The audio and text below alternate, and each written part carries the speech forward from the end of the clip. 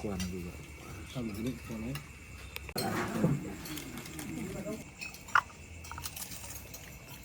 Ini dari itu ya kasih sambernya, ya samber.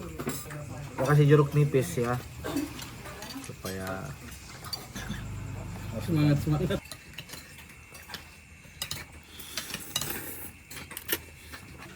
ini langsung dari daging pamolongan. Buat mana lagi yang perlu takut.